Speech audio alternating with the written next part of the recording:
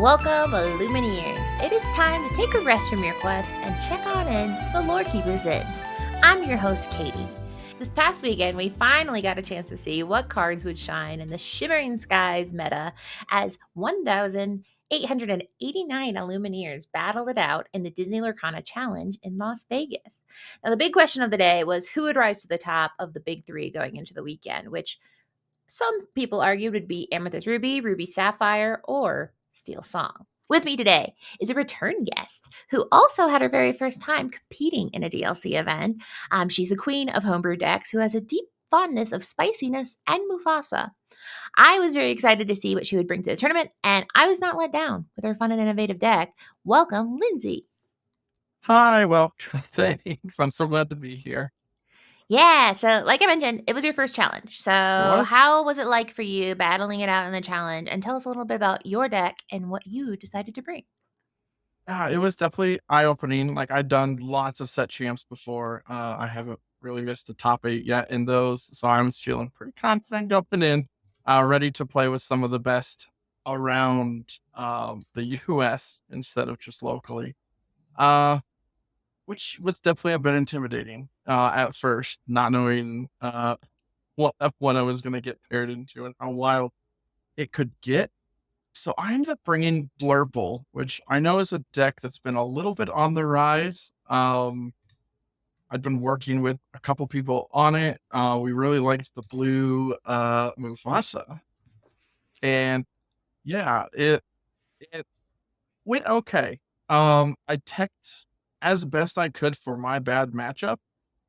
Unfortunately, it wasn't enough for me to. Their goal was to at least get a 1-1 because it's 2-game format against my bad matchup, and just couldn't do it. But those were my only losses were to my bad matchup, and I really paired into it at the middle of the tournament, and it dropped me down. Unfortunately, I had a really great start though. Yeah, I was watching along at home. I was a little bit of a melee creep this weekend, like typing in people's name and being like, okay, how are they doing? How are they doing? Um, but what was your bad matchup? So Steel Song. Yeah. It ended up being Steel Song, which I had some practice against, and I felt pretty good against it. I had come, just the people I'd talked to, I'd come to the belief that Daisy was kind of on the out. People weren't running her as much, and every single one I think I was running Daisy. But the big card was just Naveen. Our goal versus Steel Song is ramp as hard as we can, get up to the big Ursula, who stops singing, and Genie, which we can exert with either Ursula or rush him in with Cogs to keep all their singers tapped down. And I could get to that, and I would lock down their board, and they'd always have to look at Genie and be like, oh my gosh, I've never seen this. What does this do? And then they're like, oh, okay, that's fine.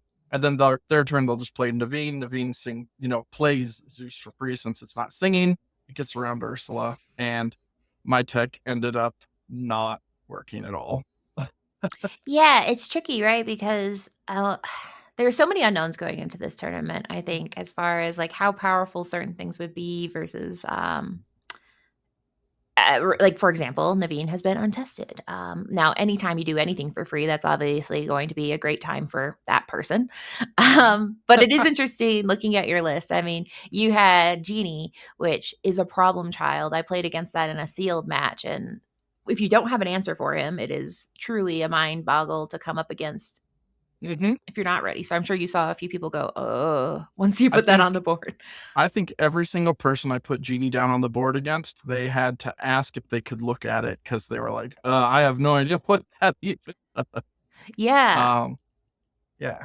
And it takes planning. It was a card where when I played against it, I was like, oh, there's no way around it. And for those of you at home, I believe it's something where once he is exerted, it's something where you can't ready the other opponents or your characters. So yeah, the goal was if we already had Ursula down, her ability when she quests, you can exert chosen character. She is the only one of those abilities that doesn't say opposing character, so you can exert your own character. So you can exert Genie with it, the turn he's played. And then my other tech, I went with 1-drop Cogsworth. I would rush him into, something that wouldn't do too much damage to him, and he'd be exerted. Yeah, and I think your deck is definitely like I mean, looking at it right now, and for the audio format listeners, I mean, it's some cards where you're like, oh boy, because you kind of have to just think about how they interact. Because you have the Ursula that's going to stop you from singing.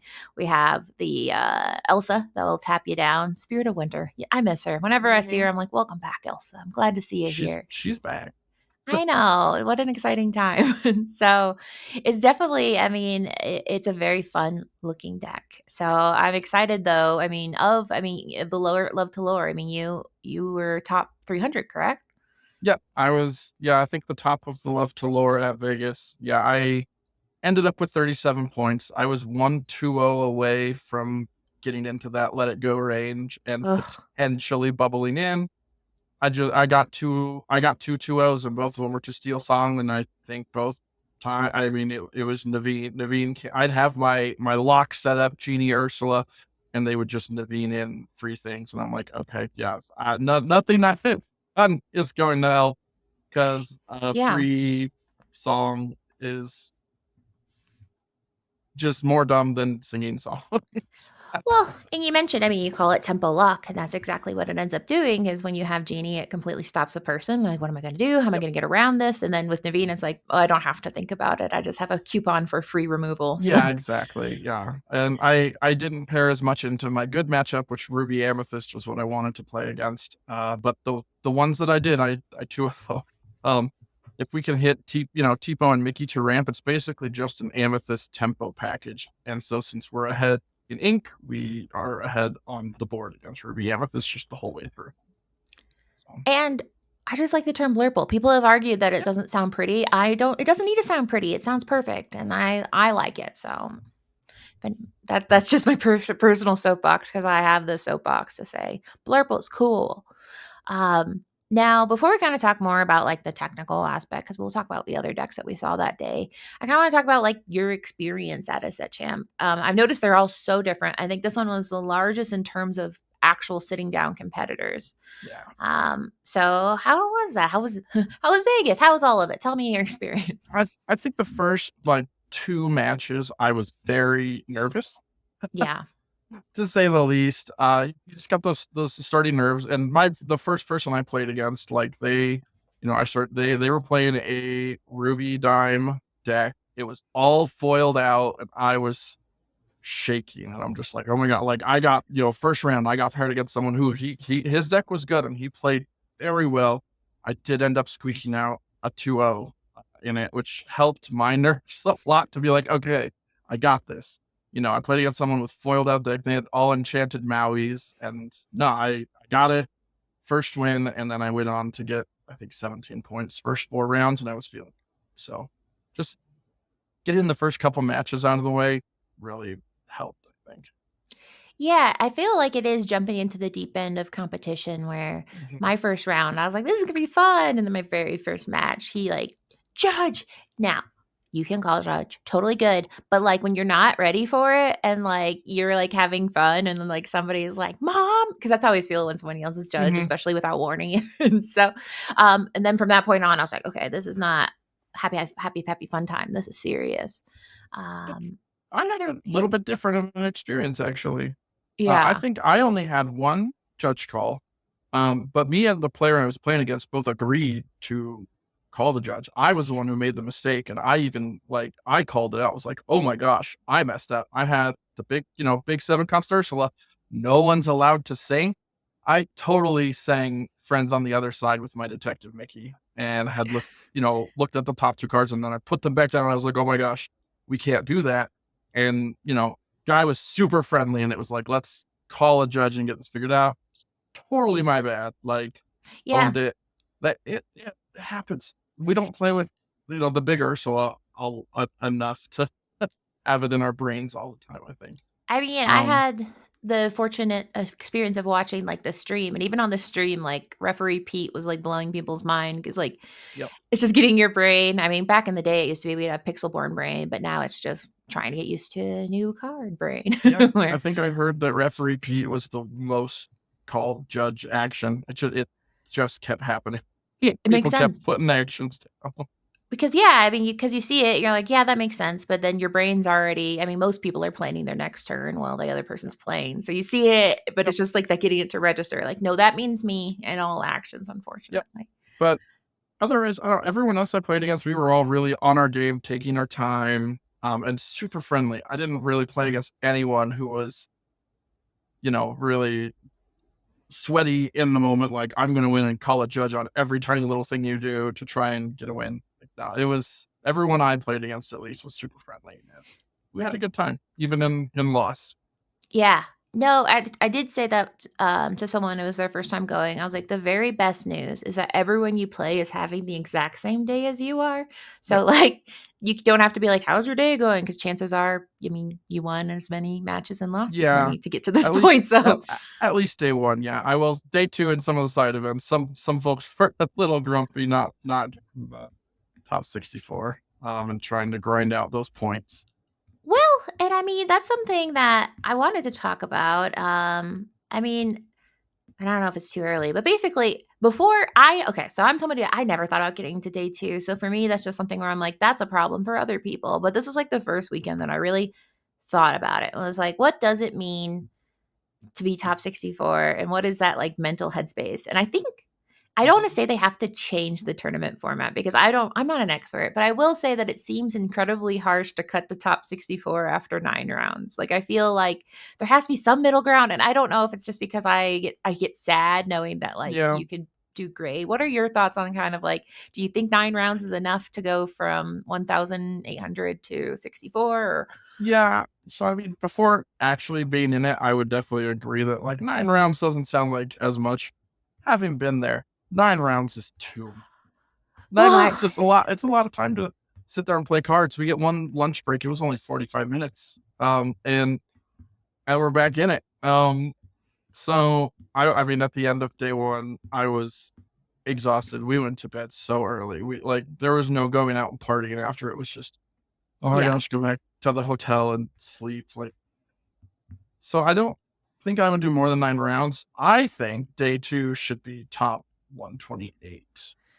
Yeah, I and that's think like there should be a little more generosity to that cutoff because the last couple rounds, I will say, just hearing people trying to say like, okay, we're gonna basically play a best of one, which you are technically not supposed to do. But I I heard it know. a lot. Be like, we'll just do a best of one, and whoever wins gets the 2-0 because both of us can't make it if we only won one. Um, and it gets really cutthroat there because I was up there, and the person I was playing, I think round 8, asked that, and I said no. I knew better. Was just like, Yeah. no, we're not doing that. We're just gonna play it out. And he did happen to have Steel Song and was my second person to 2-0 me. So So you're like, I "This is did gonna be get painful no matter what." I did get knocked out, but I did have to put the foot down and say no, like we're not doing that. But I think a top 128 would help with the amount of players that there are with 2,000. These big ones that have 2,000 people. I think the top 128 makes more sense and would ease some of that tension a little bit. Help get more people excited about day 2. I think Yeah. 64 is not too many, and since they're doing the Let It Go promo to top 128 anyways, I think that's incentive for that because a lot of the people that get knocked out round 1, I think in day 64, they don't get anything extra. Like they got the Let It Go promo just like the 128, and now they're done. Well, with an They, extra 12 hours of anxiety, like, they got the extra exactly. Yeah. So I think 128 would make more sense, and I would pass that on to Ravensburger for the future to say I think that would make a much better day 2 to let a couple more people in. It Yeah. literally would just increase it by 1 round on day 2, which I think is fine. Yeah, because day 2 is just a little bit shorter, although today, I felt like the rounds went really long on Vegas's day 2. There were some where I even They're took a nap and I woke up, I'm like, "You guys are still doing that round?" I mean, I think the top 8 or so is, untimed, right? Yeah. So, yeah, they're gonna Which go long. And I think when I say that there should be more rounds, I don't mean on one day. My thing is like, what if we did something like 8 rounds on day 1, cut to top 70 or 25% or something where, after a certain point on day 1, they're like, listen, these people aren't going to make it to day 2. So then the next day we have a few more rounds, then cuts or something where, Mm. something where, yeah, more people are getting into Yeah, that next echelon, next day. than 64. Because that's, I mean, when you think about it, it's a really small. I mean, I can do the math. I won't. I know. 1%, less than 1%. Yeah, less I than got 1%. number 282. And I still feel like that was pretty close. I mean, yeah, that's great. I mean, Almost, to be in the almost there. top, I mean, you were in the basically the top 10%, like the give or take, like top 15%. And 15%, yeah. yeah, and so, but to know that 64 is like, top 0.75%. So it's a pretty brutal. And I get why they do it. So it's like something where I don't want to be like, it's terrible. Cause I mean, I think all of it's learning, it's a new game. And so like nothing's terrible but it's hard because it's hard definitely to Yeah, watch somebody get number one seed. Somebody, we don't know who, but somebody who got number one seed and then they study all night and they know their deck list. So, I mean, spoiler alert, we're talking about Zach Bivens and they post deck lists in North America, which they don't in Europe. But really. yeah, he had to stay up all night thinking about that. Yeah. I probably didn't stay up. I'm sure he slept, but I would not have been sleeping. Oh, I'd Uh, be memorizing I'd yeah. be looking at everyone's deck list all night Oh, for so sure. were there any things that just you really enjoyed? I mean, whether it's about playing or just about the general ambience of a Yeah. GLC? I mean, honestly, getting there Friday, I got there too late to really jump into any gameplay because I drove from Denver. But just getting to meet everyone, it was so wild to me just walking in and, I saw our Love to Lore people. So I'm like, oh, hey, how's it going? And then like Rebecca comes over and it's just like, oh my gosh, you're Lindsey. And like, we got to meet. And then B squared comes out of nowhere and was like, oh my gosh, can I give you a hug? And that was my like star shine moment of just like, oh my God, like people know me. And this is like so cool to get to like meet people and like just chat and be part of the community. That honestly, given everything, is my favorite part. Just getting to meet people, talk with people, make new friends was what made it all really worth it. Yeah, I mean, a lot of us are indoor cat people, so being out A and like talking to people and B people being like, "Oh my gosh, it's you!" Like that does not happen in my I know, right? neighborhood or most days. Like I No one figured gets people would that say hi. I know I'm very loud on Twitter and on Discords and everything, but for people to be like, "Oh my gosh, it's so like great to meet you," and want to like give me a hug and like hang out and talk decks, talk strategy and stuff is really cool. Yeah. I feel It's like it's really like neat. summer camp where I'm like, I can't wait to go back to them with my summer camp friends. Literally how I'm looking at Seattle. I'm like, I get to see all those people again. Yeah. Yeah, it's so exciting. And yeah, I think it's hard because it goes by really fast. It's so tiring like you said that 9 rounds is insane. Like I think that is the biggest thing is 6 rounds, I'm like, okay. But then it's hard too because the hardest rounds are the last ones. So you've been playing for 7 hours and then you Especially if get to you're the still in it. Yeah. well, I mean, even me, I was middle of the pack the entire day, just like solidly average. But then it's the ticket shuffle because then we were just trying to get the 30 tickets. So even if you're not Yep. going to get to day 2, you're still doing like this weird, well, I need 30 tickets. And if I I know. lose Yeah. this, Everyone was pushing for those 30. Yeah. and it makes sense because I mean, it's good. I think the good news is that the room it's 9 o'clock at night or whatever, 8 or 7, and the room's still full, and that's super encouraging and exciting. But it's just hard mentally because you're like doing all this weird negotiation math and trying not to break rules, but also being Yeah. realistic. That I I mean, mean, asking to split around is totally allowed. You're only allowed yeah, to do it once though. But I mean, I had a bunch of people that I knew that were like at 20 something points and literally like 27 points and just needed the split on that last round. And that's like, yeah, totally do that. yeah. Well, Get yeah, my those last 30 round, tickets. It was a long day. Or 20 tickets. Get those 20 tickets. we were It was a at long day. me and my partner, we were at not partner, but my match partner was at 23 points. So we're like, someone's got to win this. And at that point, we're just so tired. And I was playing my Ruby Amethyst deck, and he's like, all right, turn 1, Diablo. And I'm like, oh God, so this is in the Bucky meta. So I was like, I scoop, you win. I don't know. Because like, I'm just so tired at that point. I get it. Um, There were a and couple day twos I almost scooped to steal songs instantly as soon as I you're saw like, them playing it. I just I be don't like, I want did to. this all day yesterday. If you put an Naveen on the table, I might leave, and that's nothing against you, but Yeah. it's been a day. Yeah, and I mean, gosh, Fort Worth was really like the Emerald song. Because I mean, Emerald song. Maybe one day. Actually, no, Emerald song's a thing, but it was the Emerald Steel Belle of Yeah. the Ball. Not only was it one of the most popular, it was the most popular deck there, but then the most prevalent deck in the top. So it's just like 50% of my matchups were being told, how about you play this card with no cards? And I was like, sure, we can play Lorcana no cards. It's Right. harder, but it's easier for me. I just play whatever the top deck is. Um, so I did want to kind of talk about the meta. So I'm going to pull up. Now I'm going to do my best for audio only listeners to be descriptive, but it will be hard because I don't think anyone wants to listen to me read a graph, but I'll do it. But one thing I wanted to kind of call out is the makeup of the top 64. Some people might look at this and go like, "Oh, it's the decks everybody knows." But like, yeah, it's the decks we know. I was happy that, other than the 4 decks everybody knows and loves, meaning like Ruby Sapphire, Amethyst Ruby, Emerald Steel, and Steel Song, there were some fun decks. So I was very inspired, even though it's not as inspiring as it could be. I think this is an exciting top 64. What were your thoughts about the decks that made it today too? I agree. I mean, the top one was not surprising. Yeah. I will say that. I will say I expected, just based on my experience in the Swiss rounds, I did expect more Steel Song to get in than did. And I know from the start of the day, people were walking around being like, "Oh my gosh, Emerald Steel's back!" Like we're in like round 2, and people are coming up to me telling me like, "Oh my gosh, like all these top, I think they said bros, are running Emerald Steel and it's like killing it and it's back and none of us were expecting it." So yeah, it was the wild one to see. I think we expected Amethyst Emerald to actually be the 4th deck, but it dropped down to the 5th deck. Yeah, I mean, I think for me, because I'm at home doing all my little like creepy, Mhm. trying to put all my data points between Melee, Twitter, and Discord, being like, what's going on?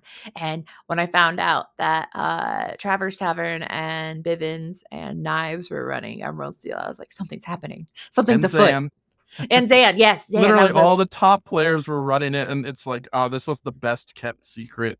it was. It felt like some They kind of like all knew. conspiracy.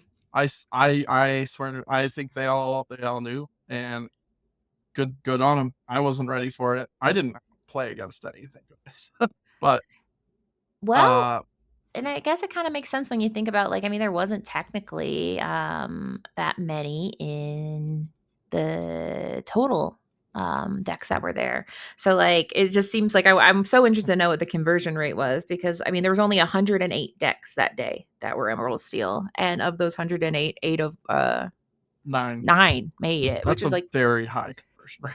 yeah. I mean, and gosh, I mean, to be fair, of those 108, we know that some of them were some very skilled players, but yeah, that was surprising, but there are some Very. other fun things. You might see the beauty of a blurple in there. Um, Somebody dodged Steel Song. It wasn't me. yeah, right. And then the other one was a ruby steel, which I Mhm. have a personal anecdote because during one of my rounds at DLC Fort Worth, somebody pulled out this deck, and every turn I was like, I don't know what you're gonna do. It's probably removal. It just seems like removal the deck. Which this one has had a lot more fun stuff. Like I was looking at the deck list, and we'll look at it in a little bit, but it actually Yeah. was a lot more of dwarf antics and Mhm. location fun and Hawkins. It was a lot different than I expected. Um, and then there's a little bit of aggro. You have a little bit of aggro. I think there'll always be a little bit of aggro on the menu. Made sense to me. There is Ruby Sapphire had the biggest meta share, I think, and yeah, Hyper Aggro is going to eat that up. So Yes. And they I can. have no patience. So I ever since set one with, my turn one Lilo, turn two Simba Protective Cub, I'm chasing that high of getting lore early that I'll never be able to Classic. play Sapphire. I can't ramp. I have to go. Um, And so it's exciting. None of them made it in the top 8, but I don't think so anyway. Because if we look here, before we kind of go yeah, into the deck list, I thought it was interesting, and this data probably looks not great on any format because I'm like, I'll fit it all on one screen. But really, what I called out is kind of we had like 3 DLCs. We had our Fort Worth where Bucky was alive and well. We had Toronto where the meta is still the same minus Bucky, and then we have Vegas where Bucky's still off the menu, but we have all the new Shimmering Sky cards. And it's very interesting because between Fort Worth and Toronto, Emerald Steel went from being a huge share of 47% of the top 64 was Emerald Steel. and Fort Worth. And then with the removal of one card, it went from 47% to 3% of the meta. But then it came back and made up 14% of the top 64. So it's kind of a strange tale there.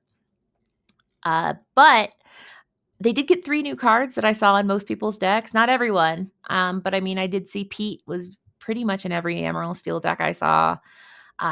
You're welcome, I think, was a nice welcome tool. You're welcome that's a good word there. But and some Anna. Were there any other cards that you think made people feel better? Because I'm just trying to solve the mystery of why Toronto people were like, I won't touch it with a 10-foot pole versus Vegas, where people Um, saw that it was back on the menu. Honestly, no. I mean, I think Pete's the big one to keep Steel Song at bay, because otherwise, I mean, Steel Song was always the deck that kind of could beat Discard. Really depending on if they can draw into Whole New World, or if they can, True. Queen shifts wheel before you play the Ursula to rip it out of your hand was like the big thing, I think. And they just, I think it's a good pivot, because I think it did well this challenge, mostly because no one expected it. We all thought it was dead. And so no one's teched for it, including Steel Song. Everyone had switched from Queen Shift to Robin Shift. I didn't see like a single Queen Shift. So you can't wheel as fast. So these discard decks are just eating them alive. Yeah, yeah, because I mean, I So, did another graph that is not fun to look at, but just kind of showing that, I would have expected Steel Song to be, up there a little bit, but Amber Steel was down by 20% compared from Toronto to Vegas. But meanwhile, yeah, Emerald Steel was up by 11%. Ruby Sapphire, that one we kind of saw coming, which is also another weird yep, one because it didn't get a ton of new cards. It got Chicha and Tipo, but not a ton changed on that deck list, but I guess Tipo is pretty powerful. yep. He's a powerful little Tipo is the child. big one. I don't think a lot are running Chicha anymore, actually. Yeah, that was A one where couple. I think I saw 1 or 2. And we can kind of dive into the deck list. It's not fun to start with the first one, but I mean that was the top 4 for anyone that didn't know were 3 Emerald Steel and 1 Ruby Amethyst, which a little shocking, but they all had their own little take on things, and I think the meta is going to shift because of it. The reason I say that is if anybody watched the final match between Zan and Louis, I believe, or Chris Louis, there were some things that happened that, like you said, people didn't tech for this deck, and if they would have known it was coming, I think people would have had a much different deck list. Primarily, like Grab Your Swords was nowhere Yeah. to be seen in anyone's deck. Yeah. Um, Yep. I and there think were Grab Your Swords comes back. Yeah, because I mean, Zan did an incredibly masterful play of having just the muses and 2 Prince Johns doing so much work, essentially being items. I mean, they didn't do a lot of questing until They the don't end. quest. They don't quest. Um, but yeah, I mean, gosh, one Grab Your Sword could have turned the tide of the game. Now, I think No. I was talking with my husband that Ursula can't double sing Grab Your Swords, which kind of takes away some of the allure of running it. But Yeah, but you're also running Bruno, which she can't sing. that's true. So she can't sing I think everything. That's too there's much. some room. I think. Yeah. So I mean, the final was a mirror match. It was one of the longest games of Lorcana I've ever observed, which was truly something to behold. My personal thing is I'm very excited Big Tink's still around. Every time I see her, anytime I see really any, I mean, I already said that was Spirit of Winter. If I see a card from set 1, I'm like, you did it. You're still here. Yeah. Um, No, I think so running Morph was smart, and yeah, Big Tink just benefits off that so much. Yeah, now a big difference So, between the first and second place deck is really the muses, because the muses ended up kind of showing the power of the mirror match. And the muses is the one where singing songs bounces, correct? yep. Yeah. I think Zan was more ready for other bros to be on the Yeah. Steel list, because that definitely helps that mirror a lot. And a card that I think I love from every part of it. I love the art of it. I love the flavor, and I love the abilities. Is the Anna card, where you get to pick for you pay 2 extra. You get to have them discard Yep. a card, beef up a character, just or banish a damage character. um, with which is perfectly matched for this deck where you have lots of ways to ping your enemy opponent. Yeah, I ran Um, her in one of my side event decks. She's a powerhouse. she is. It's such a fun Really good card. card. And then Quest for Two, why not? Like that's a fun thing. Like there's certain cards that don't need to be as good of a body. Primarily, looking at you, Big Sisu, which she was in the top 8.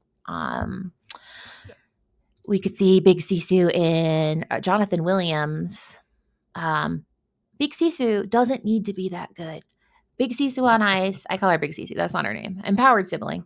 The fact that that card wipes your board and then Quest for 3, it seems personal. It seems not nice. But um, Yep.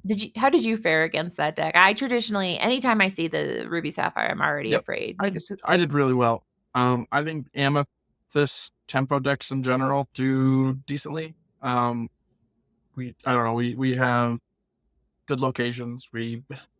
Which I think is what this deck struggles most with. Like they have to get to Maui to start trying to beat those locations down. We just start putting out little bodies and questing, and we can bounce stuff back before the Be Prepared hit.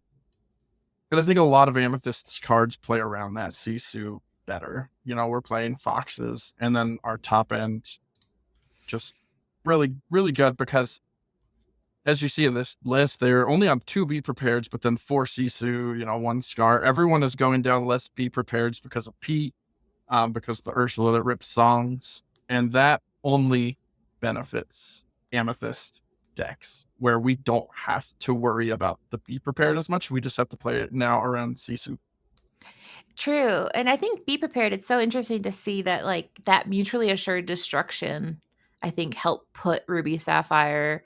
It took it from being a deck that, was a gamble to being less of a gamble because now you don't have to wipe both yours and their boards. You have lots of fun ways. I mean, it's not Yeah. fun to be on the other side of, but fun for them to, ice your opponent, Sisu, do whatever you need to do. It is not fun to play against. My husband's been playing this deck, and I'm like, he's like, "Do you want to play test?" I'm like, no, No, but no. yes, it's good to spar against what you don't like, I guess. So that's the good news. Sure. Um, other notable ones in the top 8 is we did get an Emerald in there, and this is kind of the more traditional songy, discardy kind of Amber Emerald, I think. Yeah, mostly. I mean, it's pretty Yeah, similar to the one that won. not Uh, much. The 2-drop Gothel without a shift is interesting to me, but I like it. I know. I like when you look at a deck and you look at the deck list and you're like, yeah, I like it. I mean, And I mean, one of Naveen, but Naveen's, as I said, I think broken. So, I do think it's good. Every once in a while, I hear that everyone else has the same collective amnesia as I do, where I cannot absorb the fact that You Have Forgotten Me is not a song. It's good it's not a song because it'd be the most menacing song oh that's my ever gosh, existed. But right? I want it to be, it feels like a song, but it's just not. But I've heard other people get confused. It makes me feel good. And Um, that's okay. a big surprise to me was that a steel or sapphire steel made it into, or blue steel as Zoolander fans would call it, made it into the top 8 because that's just a deck where it's always a bridesmaid, never a bride, in my opinion. Like it's always up there, but it never Yeah, quite gets the crown. I like it. I mean, if they got up to the top real quick, and played against a bunch of Emerald Steel, I think they have a good matchup there. You can see he's running Grab Your Swords, and Wheel. So I Yeah. think that helps. And I think honestly, that's where I'm at with this. If the meta now shifts to Emerald Steel being top dog again, which it might now, Steel Sapphire has room to grow again. It does. And it's always a good, I mean, I played against it. I mean, once that deck gets cooking, it hurts you. It causes Uh, pain. and I will Um, say, I remember seeing this as I think this was a 61 card list, and there's a lot of 1-ups that I'm just like, what? I was wondering why there's only one Tipo.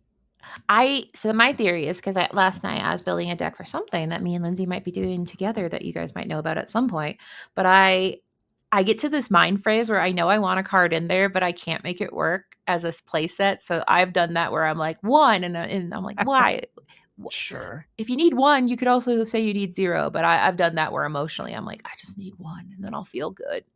So that's maybe fair. it's the emotional support card where you're like, listen, at least I know it's in there. I just think Tipo's been so good this set. I don't know why you wouldn't run more. And then just one sweet baby Ruby Amethyst deck made it to the top. And it's funny because this deck is not so different than it has been. One thing that was surprising to me is oh no, I thought they ran Teeth and Ambition for a second, and I'm always excited to see is like, is Teeth and Ambition coming back? And the answer is probably no until someone gives a reason to. Yeah. And aggro decks have Daisy, which Teeth and Ambition cannot touch. They've got the Um, 5-cost Elsa, though, which I really like. yes, She's so good. yeah, 5 cost Elsa. She's got the rush, evasive, and you get Mhm. to tap down somebody. So it's got People all forget. sorts of fun little Elsa bits. Yeah, I ran into that a lot running Blurple. People always forget that she has evasive. She doesn't seem like she's half evasive. But Yes. I always have to remind them, like, oh, I'm gonna like hit the L side, be like, well, no, you can't. No, she is So hard. untouchable. Yeah, so I think she is definitely a fun one. I'm always excited to see that Flynn Rider Frenemy is still in there because I think that's just a fun one. And they Yeah, have Cusco. Cusco, look at Cusco in the top 8, he's still third going. place.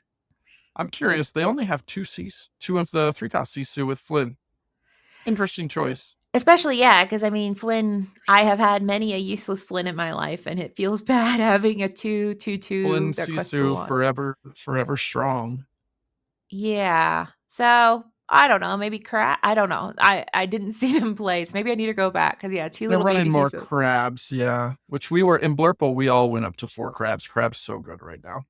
It is. I think with locations, I mean, any location is going to make it where it feels like you almost have to have a crab. Also, your Tomatos and giant Ursulas of the world.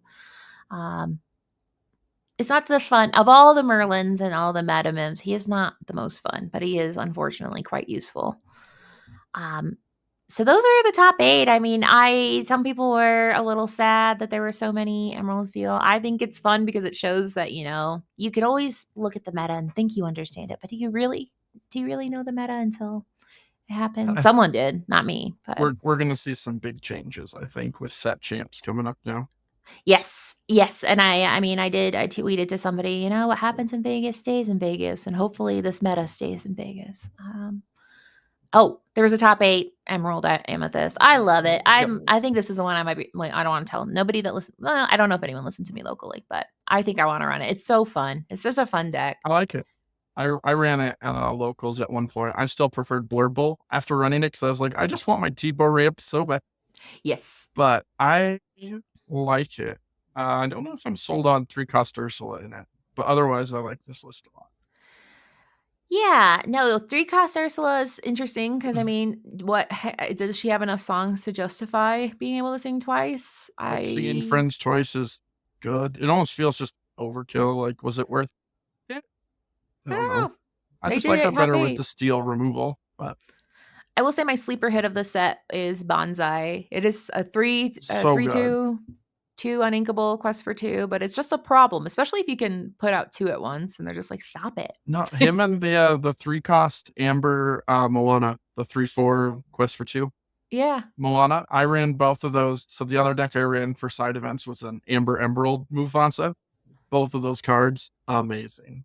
Yeah. It just Just makes people go, good stop. stats. And they're just like, oh, I can't kill that right now. Yeah. Free So we're lore. moving on to exciting and notable decks. So not all these decks, a lot of these decks did pretty well. In fact, I think all of them made day 2. Yes. The first one is one that is exciting. It was funny because I asked you, are there any decks you found notable and exciting? It was the This first was one the I said too. first So I one. was like, so for those that cannot see, it is a Ruby Steel. I called it a Ruby Steel Dwarfs deck because Yep. it is more to do with dwarfs than I think any other common denominator. Yeah. Um, I called it the Dwarf Mine deck. It only has 2 dwarves, technically. That's true. It just feels more. I guess there's more dwarf shaping. Yeah, you're right. I guess I put Smee. I'm like, Smee, sorry, you're a dwarf now, but he's not. That's not fair. Um, so yeah, what about this deck was exciting to you? I have been trying to solve Ruby Steel for so long. I have run Ruby Steel Heroes. I've run the Pirate deck, and I'm not a huge fan of it. I always felt like there was just a location missing, which Dwarves Mine might be. It doesn't help the Pirates as much, though. But I always felt like, we're running the gym and we're running John Silver, and we want all these locations. But the Steel locations have just always felt bad to me. But now after Vegas, I'm like, maybe here's mine. Isn't as bad as I originally thought. I think the most inspired line here, though, and I know people were talking about it online, is Flynn Rider Gustav.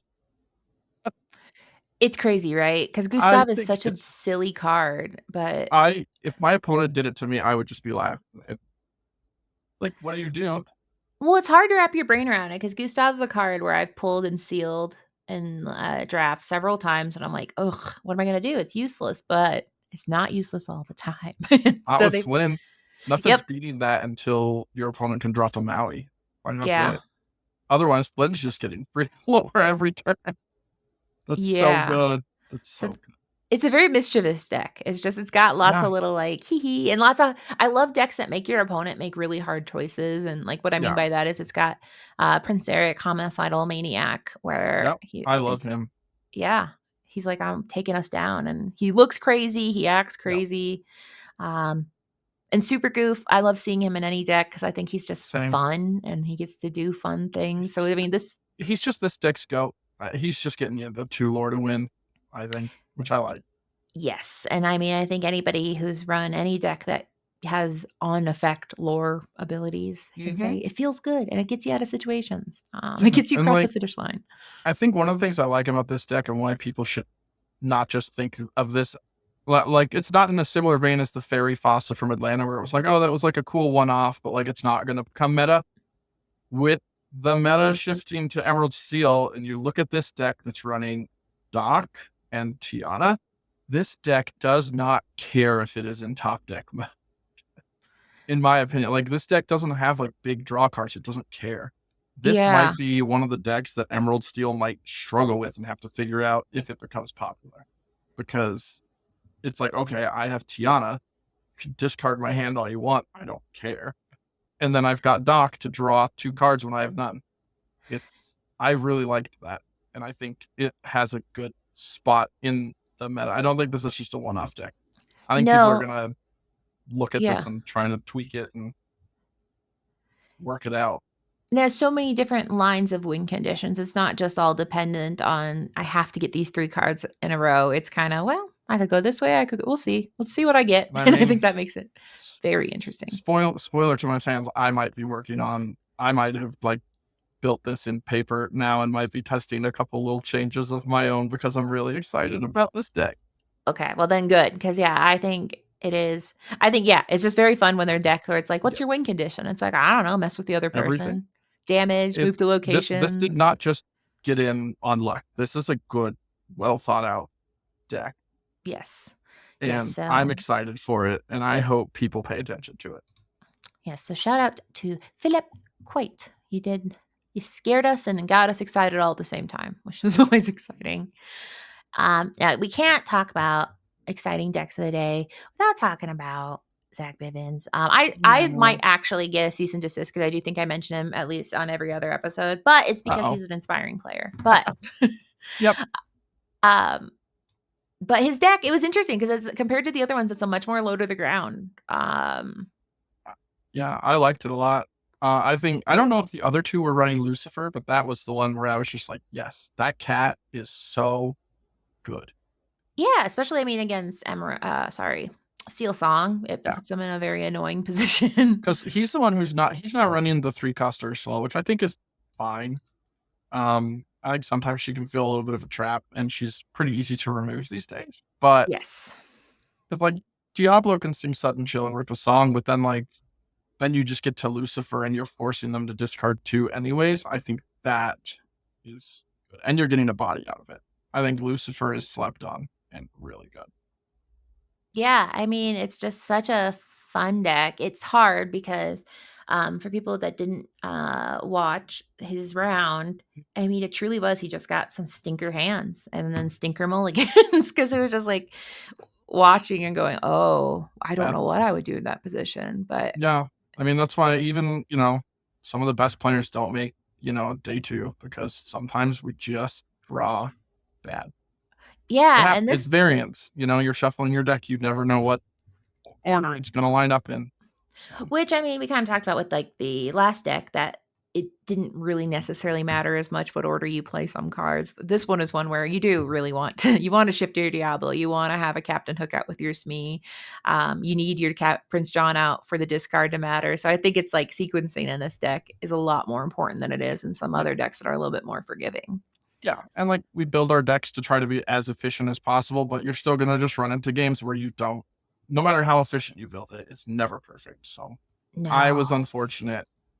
I think it's unfortunate. Someone came over while I was in side events and was like, "Oh no, Bivens lost like round 1," and I was sad. I was like, "No, like I wanted to see get Especially all the way." because number one seed, that's like not something that I happens know. on accident. That means he just, I mean, yeah, they didn't drop a game. And so, but the good news is it's inspiring because, I think someone said kind of in the Twitch chat, like, why are people obsessed with Zach Bivens? And the answer is, I think it's very cool to see someone very talented and very candid and open about the ups and downs of being competitive. Um, Yeah. For me, he also just reminds you of me a lot with the deck tech, and he brings yes, a different deck to a different ink combination almost to every which is challenge. wild. And Yeah.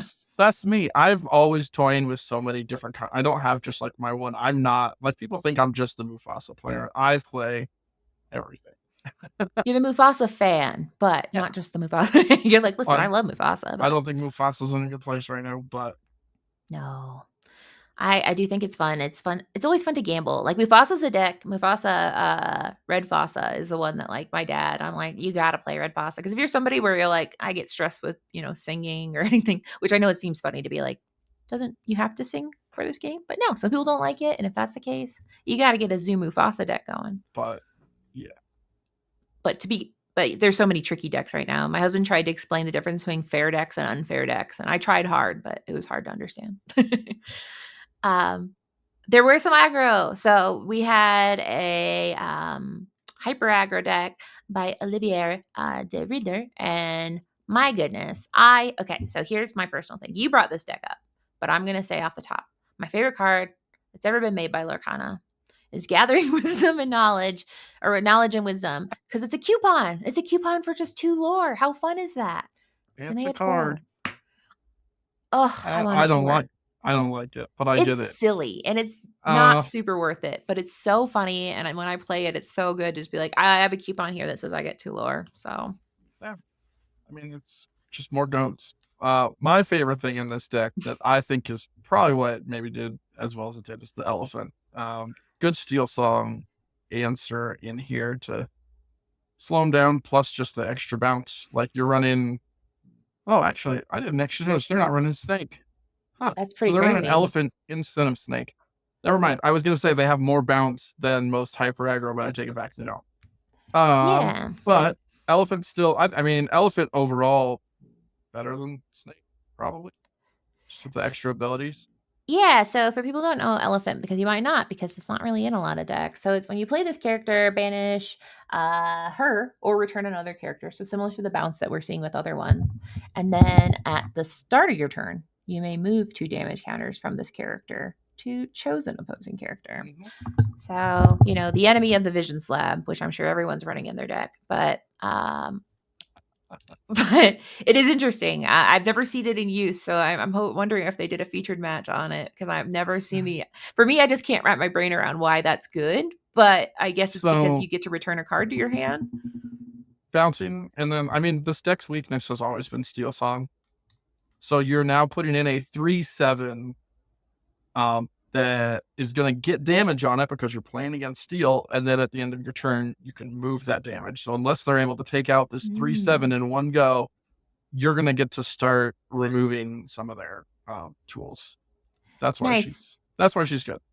Yeah, and if you think Um, about it, I mean, she quests for 1, so the pressure of using her to quest is kind of gone. So you're pretty much only using her as this like little. you're just bouncing Merlin Doe. Oh, my goat, sweet baby goat.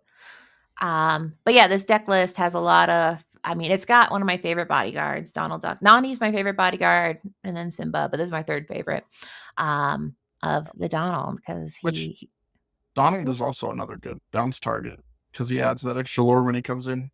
yeah, yeah. It's this deck just has a lot of mischief Mhm. and just get an extra value. And anytime I see a 1-drop Maleficent or Lilo come back, I'm happy. My heart feels good because they were so popular, and then something called removal happened, and now we never get to see them. Someone invented Steel Song. Someone invented it, and then we should have, which, why would they do that? And then the one that you brought up is a blurple that made top 64 by Jonathan Rosario. So this deck list is different than yours. What are some things that was there anything you're like, oh, I didn't think about that? Or Yeah.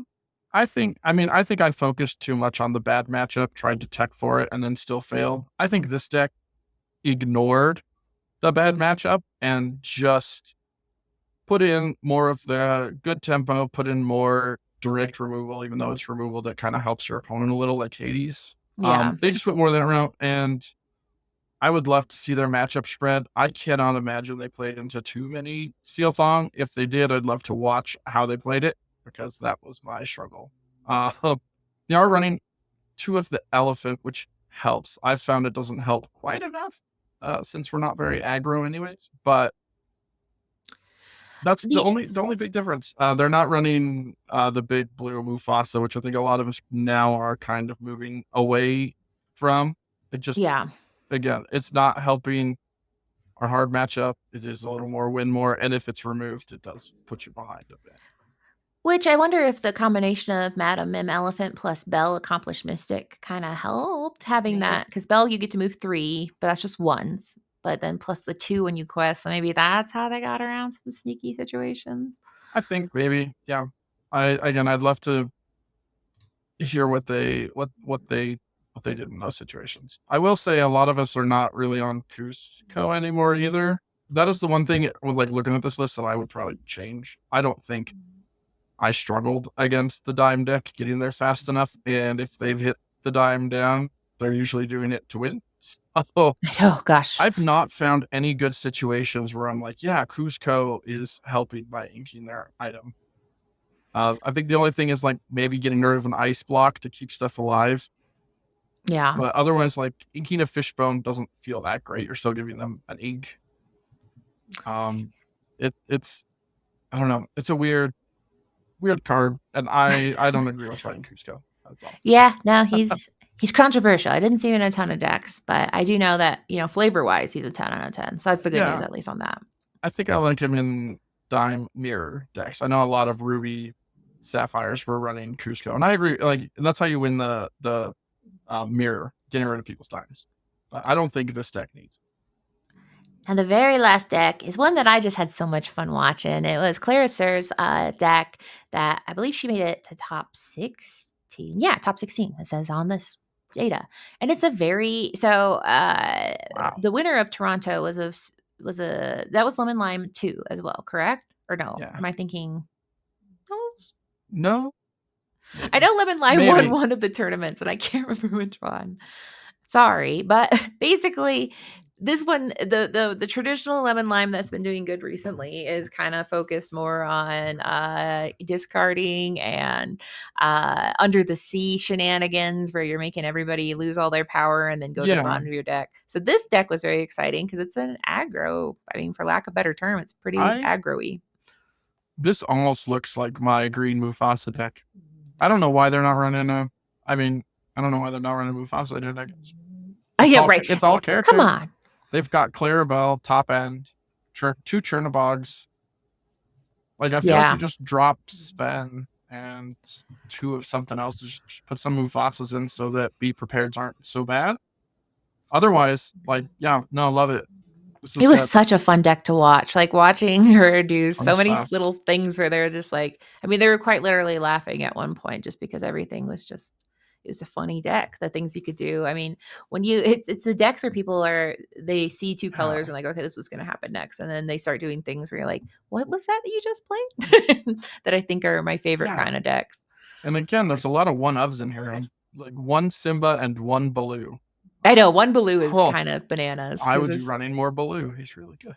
he really is. I think, like I said, I love any deck that makes your opponent make a hard choice, and blue is definitely there to say, I don't know. It's up to you. What do you want to do? It's You like, I want don't to? know. Please, I'm But no, scared. I'm glad decks like this make it. I like it. Really, really good. Yeah, and it was a joy to watch her play. They were just so many fun lines of play. And anytime watching her count to 10 and be like, "Oh, free turnabout," I was like, "Wow, that's very exciting." So, my last question I have for you is, we're moving into set championships in a week, basically a week and some change, and we have one more DLC in North America in Seattle. What do you Yep. think this means? And you don't have to be, if you have a secret, you don't have to tell anybody. But what do you think are I've some been takeaways? talking about it with people already. Just that Emerald Steel's back, and every deck has to adjust for that. Nobody is going to be running the same list. I cannot fathom that. We're already talking in Blurple about what we can do about it. I know I've told Steel Song people, I'm like, are you guys going back to Queen Shift to wheel sooner? Because like, what else are you? What do you do? I think if they're ripping that wheel out of your hand, you're cooked. So I think just the resurgence of that deck is going to change a lot for set champs. I already know a bunch of people that are like, that's what I'm running for set champs now because it's really fun again. I know. I know. So we all just have to tech. I don't think it's going to be as bad with Nobaki. We can get around it, but it's going to change. Every deck except Ruby Amethyst is going to change. Ruby Amethyst doesn't Ruby Amethyst is fine. That deck doesn't never care. needs to change. It Yeah, doesn't. it's like, no, I'm still gonna do what I do. That's So the only thank deck you. list that I think just nobody cares. Yeah. You're drawing enough cards. You're probably fine. You're good. I cannot express how much I love that Kendall. Actually, no, I'm not. He running just Yep. basically the same deck list and be like, oh, I don't have to make any changes. It's fine. And still Yeah, doing good. libraries, right? Yeah. I think So there's a that's, couple libraries. You gotta have the yeah. libraries. Libraries good. Good cards. Yeah. But But still, no, it's just a good yeah, I deck. know we're looking at cards. I'm looking at Bell of the Ball, honestly, for Yeah. Blurple. Giving ward to the whole board might be somewhat useful. Yeah. I mean, we saw the power of Ward when Zan essentially used Ward to completely stop momentum on the opponent's side. Because once you have Ward and your deck is all about removal, it makes Being it. able to bounce Bell of the Ball might be a really, really fun trick that we haven't tested too much. So Yeah. that's kind of where I might be going with Blurple. But I'm also, again, I think the Dwarves Mine deck might eat if Emerald Steel becomes big. Yeah. I think Dwarves Mine might be really good because it's just like, you can put me in top deck. I don't care. Yeah, right. I'm not afraid of you. You I'm can not do it. afraid of you. And then again, Steel Sapphire is going to come back, Yeah. 100%. It's going to have a good matchup into the No, Emerald I Steel, hate I think. Cogsworth. I've I never had know, such strong feelings about a clock, but every time I but think about him, I'm like, get out of here. they just have so much better draw with both Popsicle and Fort and Spear. It's And true. so they ramp, they get to wheel. That's what is going to really put Emerald Steel back down, I think, if just more people run Sapphire Steel. All right, find them, flatten them, get in my deck, please. I'm scared. Well, I might see you at a set champ. We got some coming up. I need to find out which one you're not going to and go to those because you're really good. So unfortunately, I know everyone tells me that. I know. Well, it's like it's good to watch you play, but also I'm like, well, to be fair, I only have to get in top 8 now, and I mean, Exactly. Yeah. that makes it less stressful for me. I can do top 8, top 4. But I want to thank you so much for taking time. I know that this has been a very busy week for you, but thank you because your insights and experiences are so inspiring. I love hearing that you see things and been like, okay, well, how will we solve it versus, okay, how do I shop for a solution versus how do I make a solution? So very inspiring stuff. Always about building my own. Well, before we say goodbye, where can people find and follow you as you continue your Lorcana journey? IllumaQueer on Twitter and then IllumaQueer Lens everywhere else. I'm on Instagram now. I'm in lots and lots and lots of Discords, which is where most people can find me. And I do try to stream on Twitch and gonna get back into that as we ramp up testing for set champs. Yes, and definitely. I think B Squared said if you can't play, you can watch. So definitely, I would find Lindsey's content and just watch people play because at the very least, if it's a deck you're not playing, you get to learn what to do if they do good stuff. So highly recommend watching streaming. Well, thank you again. And thank you to the listeners for joining me for another episode. As you know, there is always room at the end. So if you have anything you want to hear me talk about, please feel free to email me at contact@thelorekeepersin.com, or you can reach out to me at Twitter, Instagram, and those socials, which will be linked below. As always, thank you for hanging out with me today. We are always happy to have you stop by the inn, no matter where your quest may take you. And remember, if you don't know where to find us, just take the second start of the right exit and head straight on till morning.